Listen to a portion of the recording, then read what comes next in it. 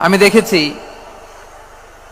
আমার গত সপ্তাহের যশোরের আলোচনার একটা লাইনকে কেন্দ্র করে আমাদের অনেক রাজনীতিবিদ বন্ধুরা অনেক ক্ষুব্ধ প্রতিক্রিয়া দেখাচ্ছেন। ওই কথাকে নিজেদের গায়ে টেনে নিজেদের গায়ে মেখে ওনারা ক্ষুব্ধ হয়েছেন। প্রিয় ভাইয়েরা, আমি বলেছিলাম যে একদল খেয়ে গিয়েছে আর একদল খাওয়ার জন্য রেডি হয়ে আছে। তো এখানে কি আমি কোনো দলের নাম বলেছি? বাংলাদেশে 48টা প্রায় নিবন্ধিত রাজনৈতিক দল, কোন দলের নাম আমি বলিনি। কথাটাকে আমি জেনারেল রেখেছি।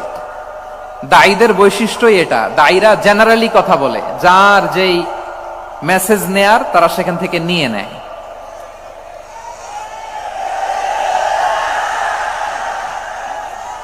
তো কোন দল এটা নিয়ে কোনো কথা বলল না, আপনারা এটাকে নিজের গায়ে যে মাখালেন এটা ঠিক হয়নি।